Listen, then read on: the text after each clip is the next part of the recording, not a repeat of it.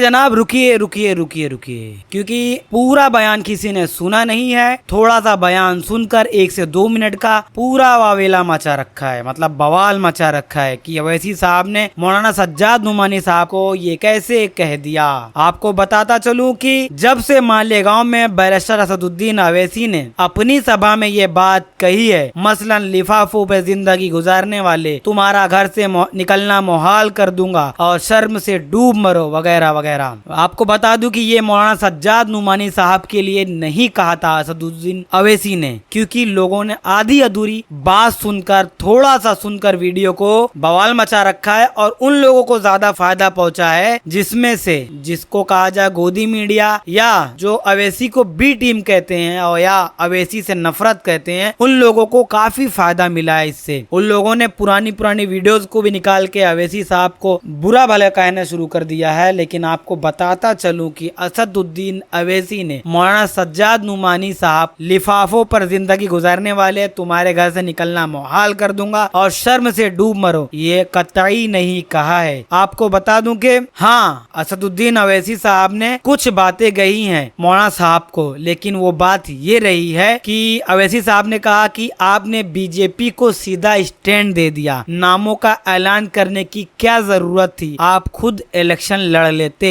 और साथ में आगे कहा कि कुछ हिकमत अमली का काम लेना चाहिए था। आप एक मरतबा फिर से थोड़ा सा बयान सुनिए।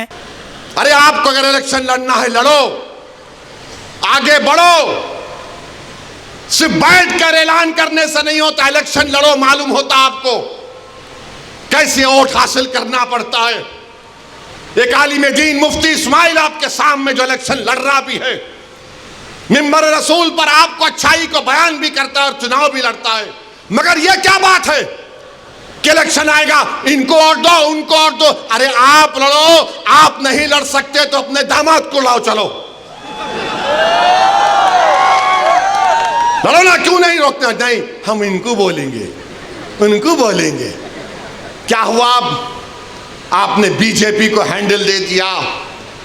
यूसुफ पुंजानी कह रहा है कि बीजेपी गली गली जाकर ऐलान कर दी कि फतवा जीतेगा या भगवा जीतेगा। अरे जब सियासत नहीं आता करना तो मत करो, दुआ करो या हिकमत अमली से इख्तियार करो। नहीं, हमको सब चीज होना।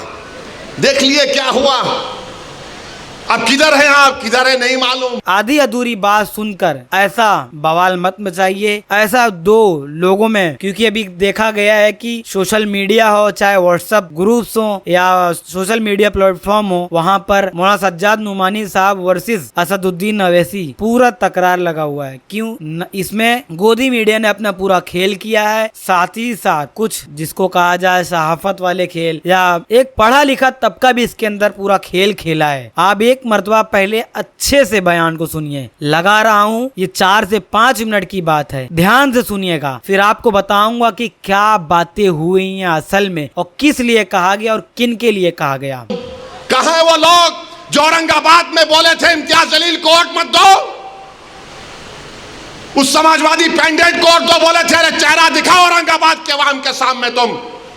अरे लिफाफों पे जिंदगी गुजारने वालों, शर्म से डूब मरो तुम। मेरे घर को आए थे, मेरे घर को आए थे हैदराबाद को, बगैर बोले मेरे घर को आए।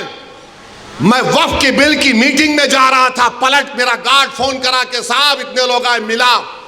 घर पे आए तो मैंने कहा कि मेरा घर इतना बड़ा नहीं है, आप लोग 20 लोगों को ले लीजिए। 20 लोगों को बिठाया, वो बात करे, मैं बात करा, लेटर लिख के दिए, इनको टिकट दो, मला मैं गौर करूंगा। फिर जाने से पहले मैंने एक अल्लाह के वली के अंग्रेजी कुरान का तर्जुमा जो तुर्की का छपा हुआ है, उसकी 4 कॉपियां इन जिम्मेदारों को दिया कि आप मेरे घर को आए, ये एक अल्लाह के वली की कुरान का तर्जुमा है। एक एक के हाथ में दिया तो औरंगाबाद जाके बोले हम घर को गए थे, हमारे को चाय तक नहीं पिलाए। अरे आप पहले से बोल देते तो नान खलिया खिला देता मैं आपको। मेरे को नहीं मालूम था कि तुम मेरे घर को खाना खाने आ रहे। अरे तुमको कुरान करीम दिया ना हाथ में, अल्लाह का कलाम तुम्हारे हाथ में दिया, तुमको उसका भी लिहाज नहीं है और तुम दावा करते हो कौम का। बहुत बोल सकता हूं, याद रखो मेरी जबान को लगाम नहीं है, तुम्हारा घर से निकलना महाल कर दूंगा अब मैं यहां पे। मैं उनको दिया, 4 कुरान दिया उनको और बोल के दिया कि आप मेरे घर को आए, मुझे पता नहीं है, मैं वकीलों की मीटिंग में जा रहा था, पलट कर आया आपके लिए, ये कुरान करीम का तोहफा आपको दे रहा हूं। अरे तुमको ओवैसी से, मजलिस से नफरत है, मगर कुरान करीम की तो अजमत का तुम लिहाज रख लेते। मैं ये बात इलेक्शन में बोल सकता था मगर खामोश बैठे रहा, मगर आज मजबूरन बोलना पड़ रहा है। याद रखो तुम लोग जो काम कर रहे हो ना, तुम महाराष्ट्र के मुसलमानों को ना सिर्फ कमजोर कर रहे हो बल्कि तुम उनकी आवाज का गला घोट रहे हो। अरे तुम इलेक्शन लड़ो, हम तुम्हारी तायीद करने को तैयार हैं। कब तक तुम ये सियासत करोगे कि उन्हें बोल दिया, इन्हें बोल दिया? जिसको तायीद किए औरंगाबाद में वो खाली 5000 वोट लिया, 5000 वोट लिया। नासिर के खिलाफ कितने वोट लिया उन्हें? 10,000 वोट लिया और नासिर हारे 8,000 वोट से। जो जिसकी तायीद का ऐलान किया हुआ 5,000 और इम्तियाज जलील हारे 1100 वोट से। धूलिया से फारूक शाह के खिलाफ आपने ऐलान किया, वो 10,000 पे निपट गया। फारूक शाह 70,000 वोट लिए, सिर्फ 1700 वोट लिया वो जालिम, सिर्फ 1700 वोट लिया। फारूक शाह 70,000 वोट लिया। अतीक को आपने तायीद नहीं की, किसी और को बोल दिया। अरे क्या कर रहे हो तुम लोग? मत करो।